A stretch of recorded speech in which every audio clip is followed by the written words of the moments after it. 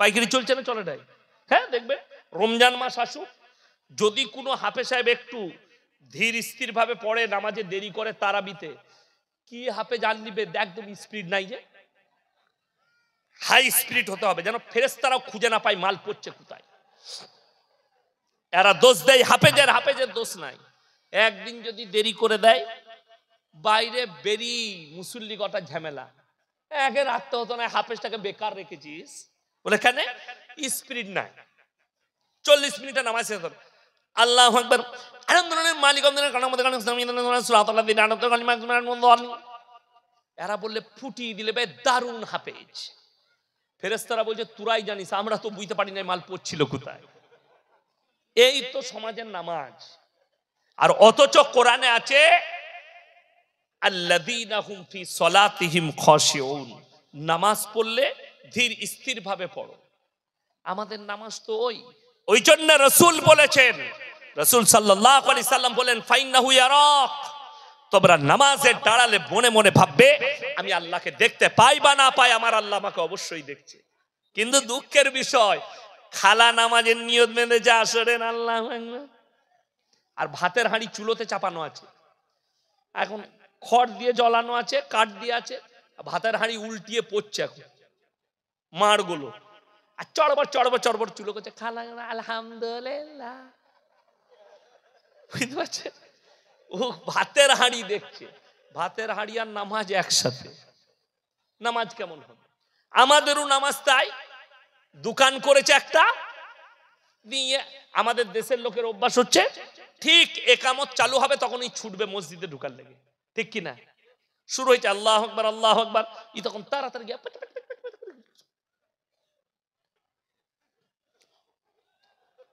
নিয়ত বেঁধে, আর মনে পড়ছে না ক্যাশ বাস্কতে চাবি লাগিয়েছি না লাগাই। নামাজটা কেমন হবে? ক্যাশ বাস্ক আর নামাজ একসাথে, ওই রকমই নামাজ হবে। ওই জন্য রাসূল সাল্লাল্লাহু আলাইহি সাল্লাম বলে দুনিয়ার হাজত সেরে নিয়ে নামাজে দাঁড়াও। মা, তোমার ভাত হয়ে গেলে তারপরে নামাজটা পড়ো, আর তা না হলে ভাতটা নামিয়ে দিয়ে নামাজটা আদায় করো। দুটোর মধ্যে একটা কাজ ফেলে রেখে ওই নামাজ হবে না। এই আমি তখন তাল বিলিম, বুঝতে পারলে, ছুটিতে আসতাম, ইমাম সাহেব না থাকলে আমাকে বলতো ইয়াসিন নামাজটা পড়িয়ে দেবে। তো আমি একবার নামাজ পড়তে যাচ্ছি আসরে, তো পুকুরের পাড়ে এক দাদির ঘর, দাদি দেখছি নামাজের নিয়ত বেঁধেছে আল্লাহু আকবার, এখন বউ মারা ঝাঁটা খুঁজে বেড়াচ্ছে দাদি, কোথায় রাখলে কোথায়? খালা নামাজ বন্ধ মানে আঙ্গুল বাড়িয়ে দেখাচ্ছে। আমি বলি দাদি এটা কি নামাজ? বলে তোরা দুদিনকার মলবি, তোরা কি জানিস? আমরা অনেক দিন থেকে পড়ছি, আমরা খালি কবরে যা খালা বুঝতে পারবি। সমাজটা অর্ধেক শেষ হলো কার হাদিসে? দাদির আর খালার হাদিস, হাদিসুন নিসা। আমাদিকে দুটো কাজে রেখেছেন আপনারা মৌলবীদিকে, কটা বললাম? দুটো, হলে আর মোলে। বলে বাকি? বলে বাকি সব খালা ঠিক করে নিবে কি করতে হবে। লোক মরে গেছে 4 দিনে, 3 দিনে, 40-এ, চালসে, সাতার ফায়দা, ঘাটে উঠা, নফল, আর 40 দিনে তো মিলাদ এমন ভাবে দিচ্ছে মনে হচ্ছে যেন আর বাপের বিয়ে। বুনকে বলতে যাচ্ছে, বুনাইকে বলছে, বিয়াইকে বলছে, বিয়ানকে বলছে, ফুপুকে বলছে, মামাকে বলছে, কিন্তু পাড়ার নেতাকে বলছে, হাজি সাহেবকে বলছে, বড় লোককে বলছে, এতিম মিসকিনকে বলে নাই। ঠিক বললাম না? আর আপনি বলছেন আমার বাপের নেকি পাওয়া যাবে। যদি কোন মৌলবি স্টেজে বলতে পারে ইসলামে কোরআনে হাদিসে 40-এ পালন করা আছে, আমি ইয়াসিন জীবনে আর নদিয়া ডিস্ট্রিক্টে জলসা করতে আসবো না, চ্যালেঞ্জ। এটা চ্যালেঞ্জ। 40-এ নাই। আপনি দোয়া সব সময় করতে পারেন বাপের জন্য, পারেন না? পারেন না? সব সময় পারেন। আমি আজকে স্টেজে দোয়া করব কার জন্য? আমার ফুপুই তো ভাই একজন হাফেজ মোল্লা কারি সাবান সাহেব আজকে ইন্তেকাল করেছে, আমি তার মাটি দিয়ে আসছি এখানে, আমি তার লেগে দোয়া করবো, আল্লাহ আমার ভাইকে জান্নাতি করো। করতে পাবো না? পাবো না? দোয়া হবে। তো তার লেগে আমাকে 40 দিন গুনে গুনে রেডি হতে হবে। কে বললো তোমাকে? কোথায় পেলে? সমাজ। আর আমাদের দেশে মদ খা, গাঁজা খা, সুদ খা, বাড়ি খা, পাপের সাগরে ডুবে থাক, 40 দিনে হুজুরকে দাওয়াত দিয়ে মিলাদ পড়া, জান্নাত রেডি। এই যে টেন্ডেন্সি আপনার ব্রেনে ঢুকে গেছে, এইটাকে বার করতে হবে। এই জিনিসটাকে বার করুন, তবে আপনি বাঁচতে পারবেন। আজকে সমাজ ধ্বংস হয়ে গেল, নামাজ পড়ে না, তার কারণে জানে আমি মরে গেলে পাপের সাগরে ডুবে থাকলেও আমার পরিবার আমার জন্য মিলাদ পড়িয়ে আমাকে জান্নাতে দিবে। আপনি এটা ব্রেনে ঢুকিয়ে নিয়েছেন, অথচ আপনার জানা নেই নবীজি সাল্লাল্লাহু আলাইহি সাল্লাম চাচার জন্য হাত তুলেছিলেন, হে আল্লাহ আমার চাচাকে তুমি ক্ষমা করে দাও। আল্লাহ অর্ডার দিলেন, নবীজিকে নিষেধ করলেন, মা কানা লিন নবী ওয়াল্লাযিনা আমানু আন ইস্তাগফিরু লিল মুশরিকিন ওয়ালাউ কানু উলি কুরবা।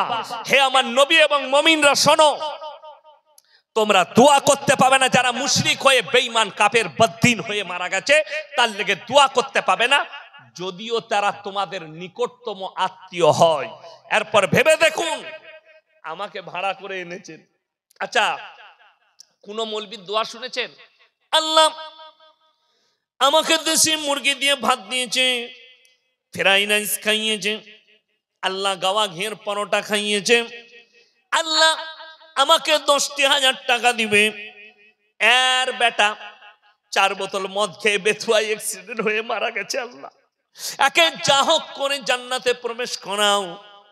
আল্লাহ আমাকে যখন টাকা দিয়ে জায়গায় শহীদের মর্তবা দাও। সে হুজুর মার খাবে না? খাবে না। আগে তো সেই মৌলবীকে মারবে। আর এই দোয়া কোনো হুজুর আশা করি করবে না। আমরা কি দোয়া করি?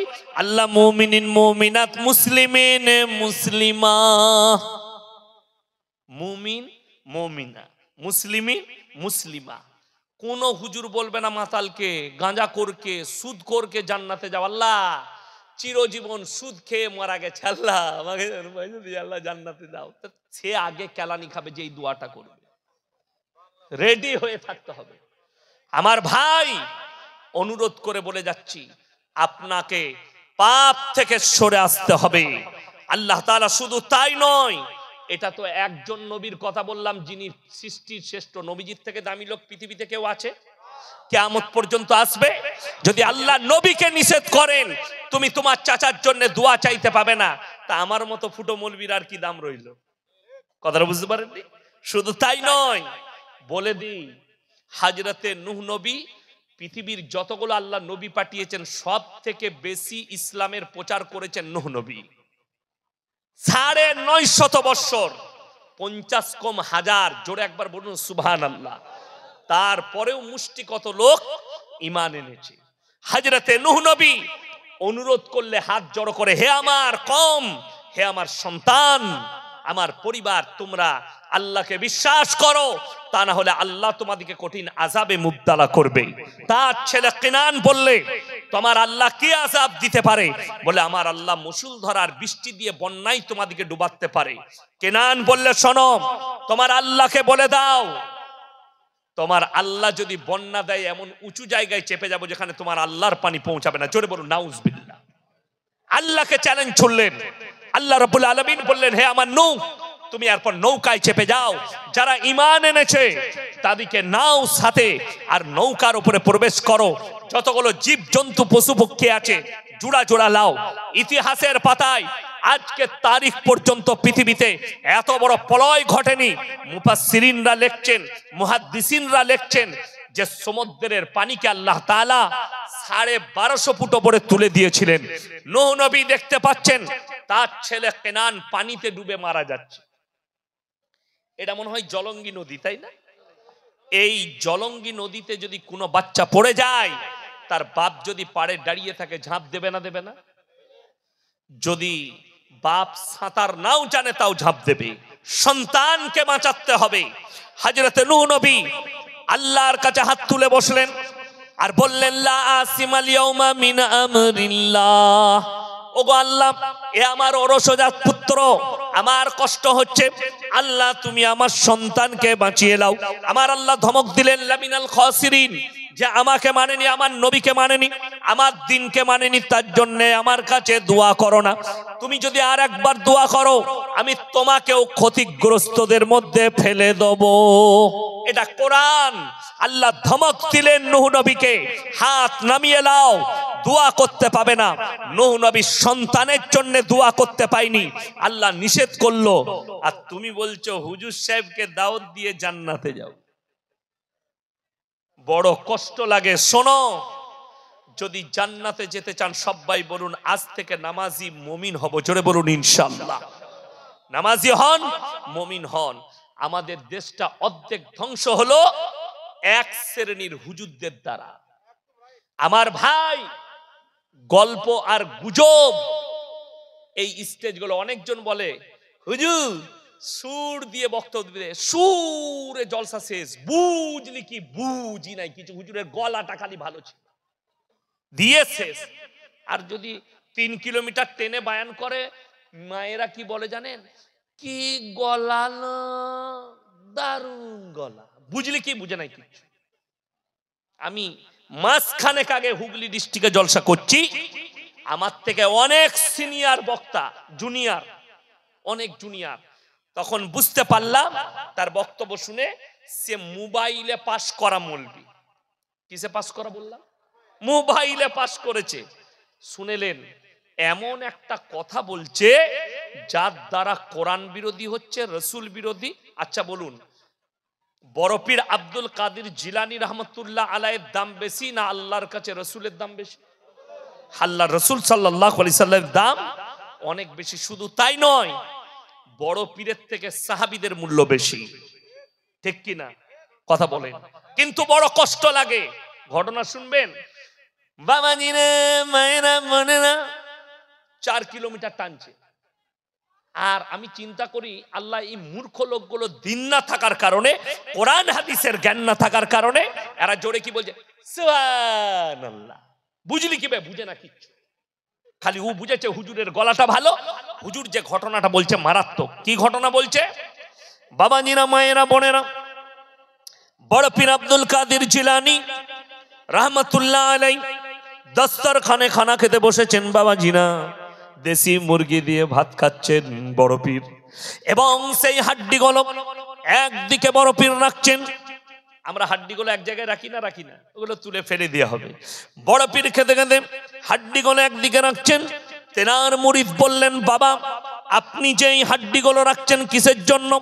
বড় পীর বললে, বাবা আমি যে মুরগিটা খাচ্ছি, এই মুরগিটাকে আবার আমি জীবিত করার ক্ষমতা রাখি। নাউজুবিল্লাহ বলেন। এত বড় বাদদিনী কথা। আমি চ্যালেঞ্জ ছুড়লাম, এই গোটা নদিয়া ডিস্ট্রিক্টের মৌলবীদিকে কেউ যদি একটা জয়ীফ হাদিস বার করতে পারে, আল্লাহর হাবিব সাল্লাল্লাহু আলাইহি সাল্লাম দুম্বার মাংস খেয়েছে, দুম্বাকে জীবিত করেছে, একটা হাদিস দেখাও। আল্লাহর নবী সাল্লাল্লাহু আলাইহি ওয়াসাল্লাম বকরির মাংস খেয়েছে, এই বকরিকে জীবিত করেছে, একটা দেখাও।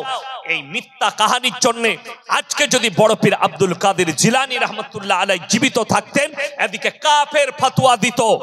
বড় কষ্ট লাগে। মক্কা থেকে মদিনা 470 কিলোমিটার রাস্তা। কত বললাম? 470। একটা মাজার পাবেন না। আমার বাড়ি থেকে আপনাদের এখানে 161 কিলোমিটার রাস্তা, 161,000-এর বেশি মাজার। বড় কষ্ট লাগে। হাজী সাহেব কে আছেন? হাত তুলেন। হাজী সাহেব একটা, আর কেউ নাই? একটা হাজী সাহেব বেরিয়েছে। জিজ্ঞেস করুন উনাকে, একটা মাজার নাই। পৃথিবীর দামি লোক শুয়ে আছে কোথায়? মক্কায়। মক্কার ওহুদের প্রান্তরে লোহার ব্যারিকেড দিয়ে ঘেরা আছে।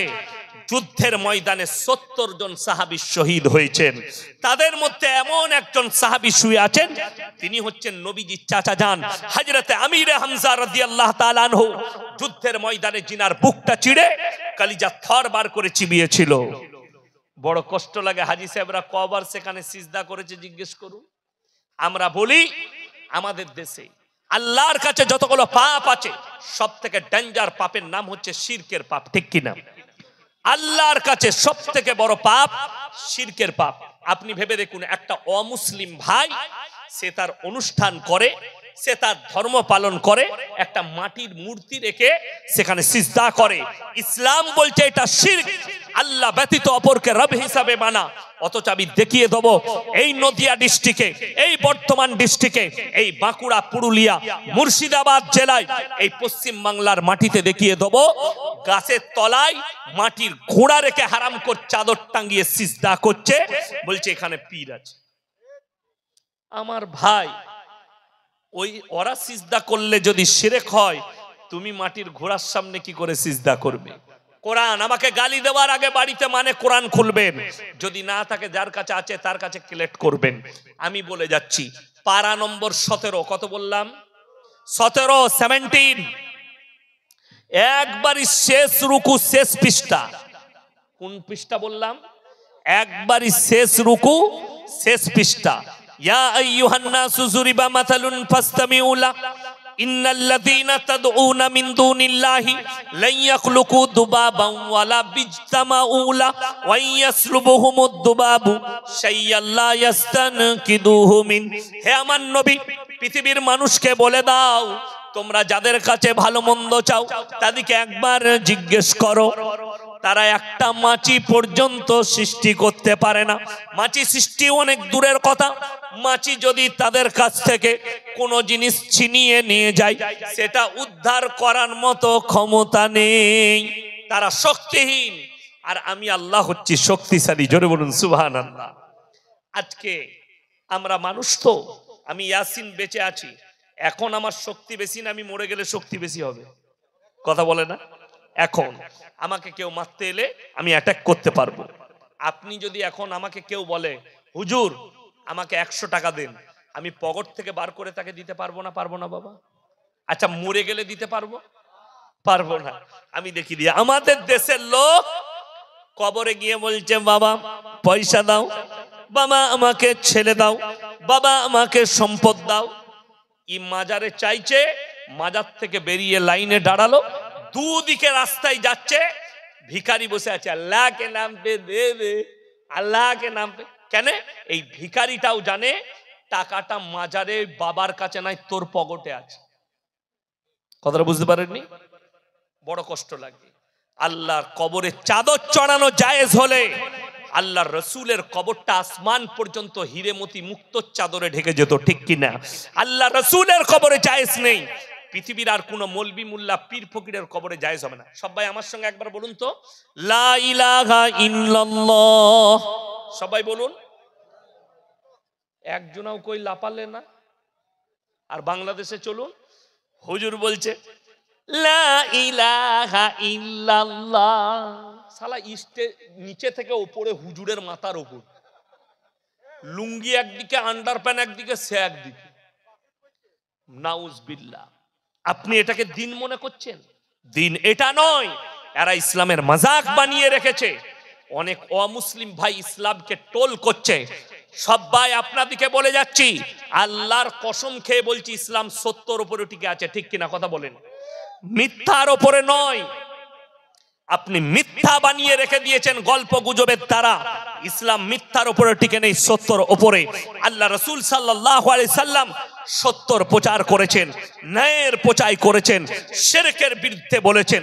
যতগুলো নবী আর পয়গম্বর আল্লাহ পাঠিয়েছেন পৃথিবীর বুকে, সকলের প্রথম তবলিগের নাম ছিল এক আল্লাহর উপরে বিশ্বাস, অনেকগুলোর উপরে নয়। আজকে মৌলবীদের কাছে আমার আব্বাজি 55 বছর জলসা করেছেন। এই ময়দানে আমি জলসা করে গেছি, তখন সোশ্যাল মিডিয়া ছিল না।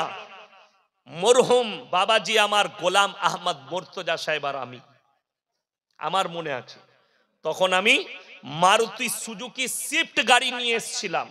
আমি রাতের বেলায় ছিলাম, তারপরের দিন আমার জলসা মুর্শিদাবাদে ছিল। আমি মুর্শিদাবাদ এখান থেকে গিয়েছিলাম। আমার মনে আছে ওই গোলাম আহমদ মুর্তজা সাহেব মরহুম, আল্লাহ জান্নাতি করুক, বলুন আমিন।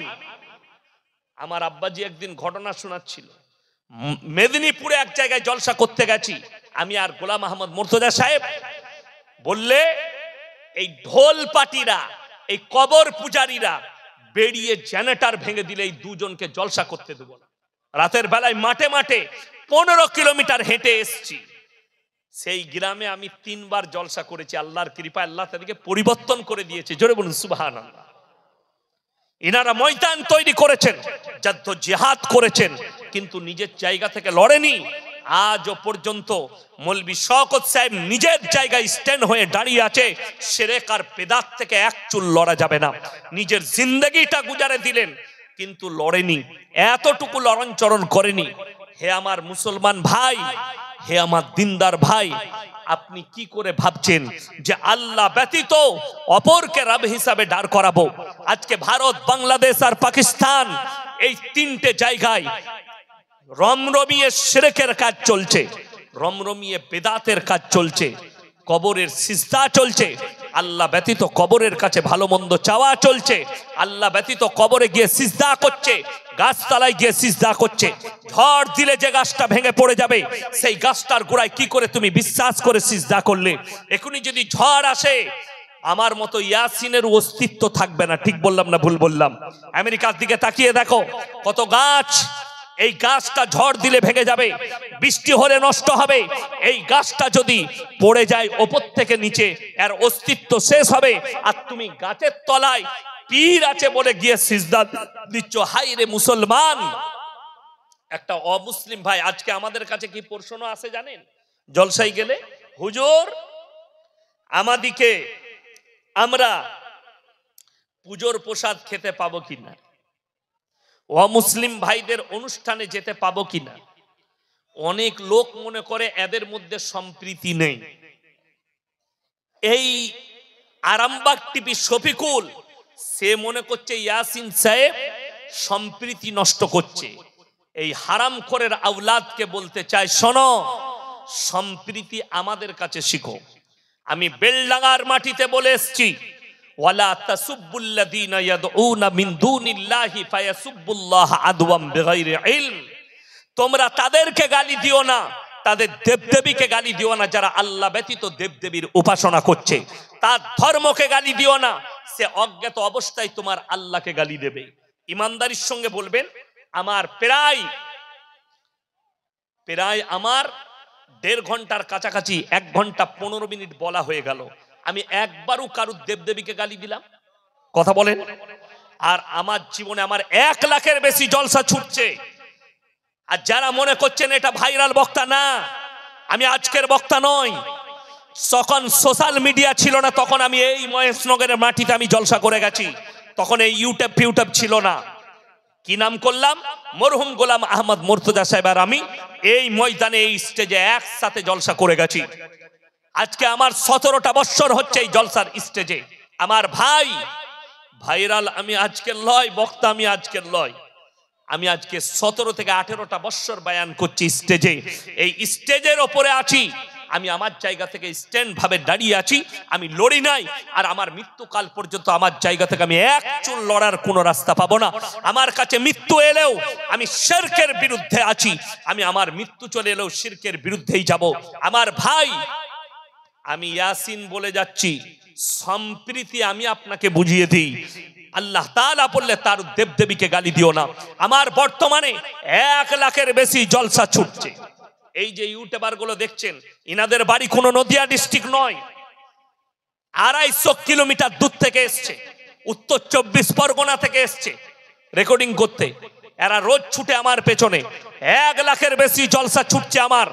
একটা যদি প্রুফ বার করতে পারেন, কারু দেবদেবীকে গালি দিয়েছি, কারু ধর্মকে গালি দিয়েছি, আমি আর জীবনে বক্তব্য দেব না। এটা আমার চ্যালেঞ্জ রইল, আপনাদেরকে যদি অ্যাকসেপ্ট করতে পারেন আর এক্ষুনি দেখাতে পারেন, আমি স্টেজ থেকে আমি এই জলসার খরচা দিয়ে নেমে যাবো ইনশাআল্লাহ। কিন্তু কেউ যদি খুঁচায় তা তাকে ছাড়ি না। একটা ছেলে আমাকে, অমুসলিম ভাই, একদিন ফোন করে প্রশ্ন করেছে, হুজুর একটা প্রশ্ন আছে। মানে বলো, উত্তর দিবেন? আমি দেবো। বলছে কি প্রশ্ন? ভাই আপনারা গরুর মাংস খান? আমি খাই। গায়ের মাংস দিয়ে বললে দুধ খান? আমি খাই। আমাকে বলে মায়ের দুধ খান? আমি খাই। বলে মায়ের গোশ খান না কেন? আপনার সাথে দারুণ কথা। আমি উত্তর দেবো?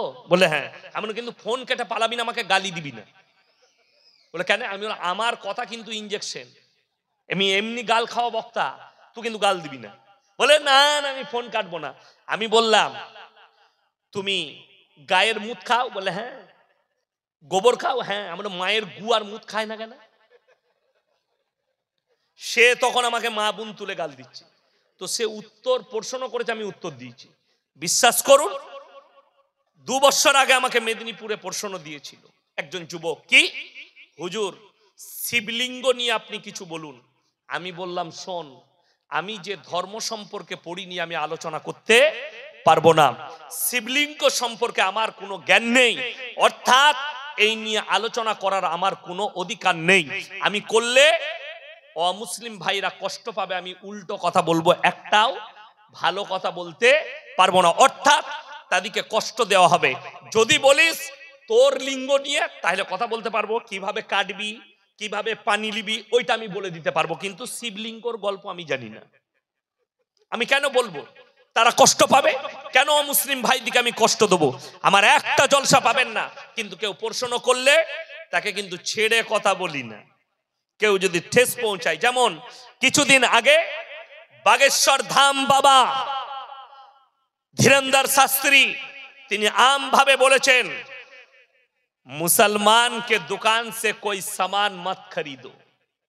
आमी बाबा के बोललाम, बाबा आप दोगलेपन कर रहे हैं, ये बाबा पखंडी बाबा है।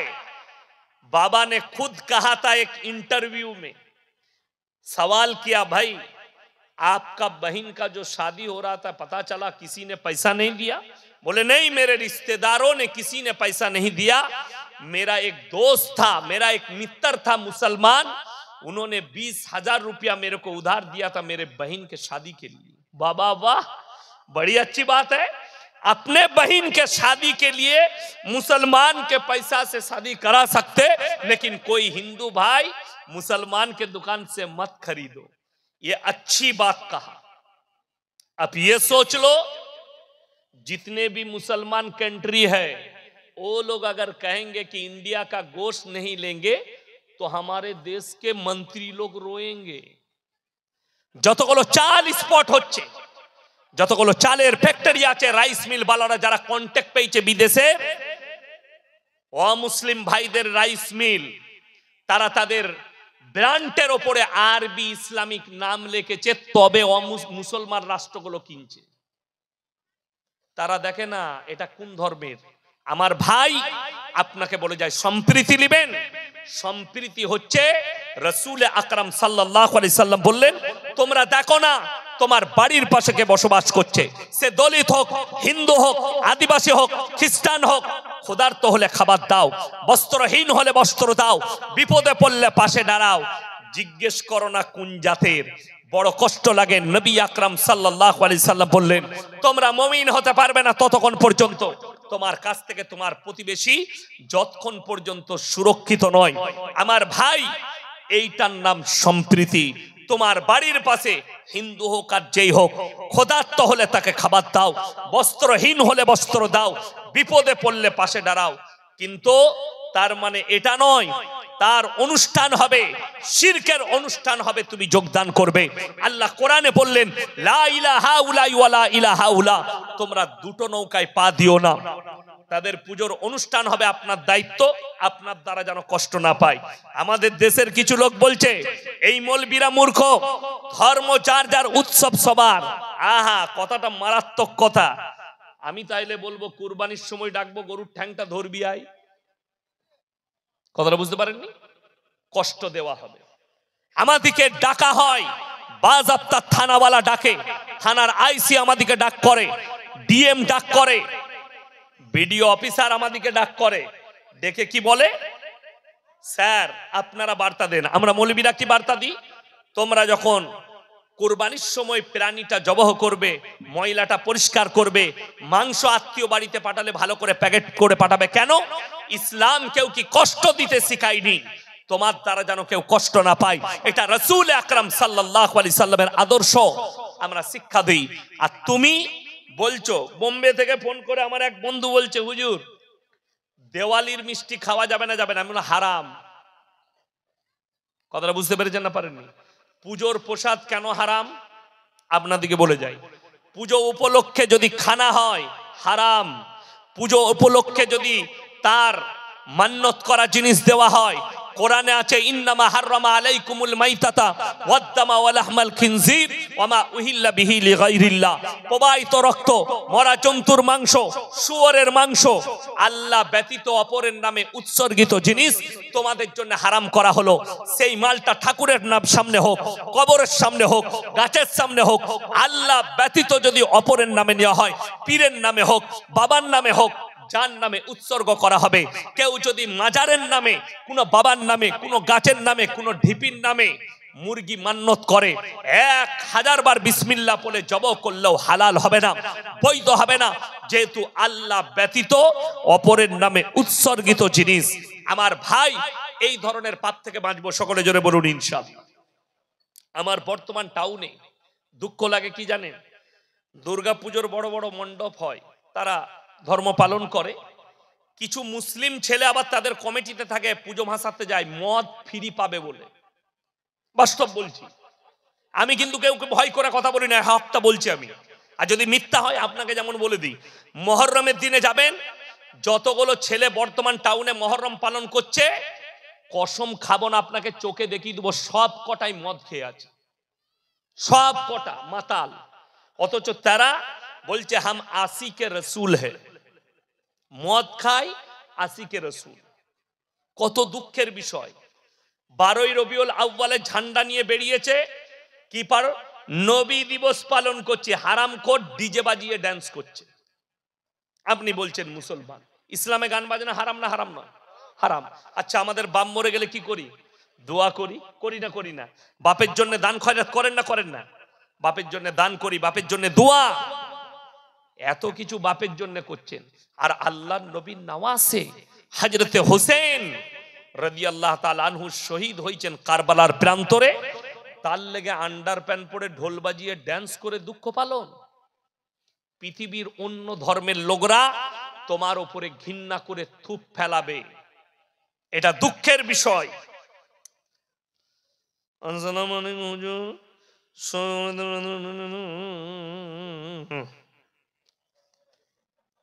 শবে বরাতের রাতের নামাজ, আমি তো বলেই দিয়েছি, আমাদের দেশে ফরজ ইবাদত নিয়ে মারামারি নাই, নফল নিয়ে মারামারি, ঠিক কিনা কথা বলে?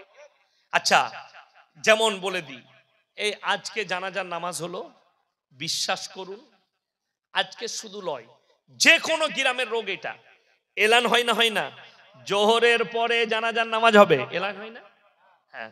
আচ্ছা, কেউ যদি জানাজার নামাজ ছেড়ে দেয়, গুনাহ আছে? কোনো গুনাহ নাই। এলান হলো, 5 ওয়াক্তের নামাজিরা মসজিদে ঢুকে নামাজ আদায় করছে, আর আমাদের দেশের কিছু হারামখোর আছে, উজু করে দাঁড়িয়ে আছে, ও শুধু জানাজাটা পড়বে।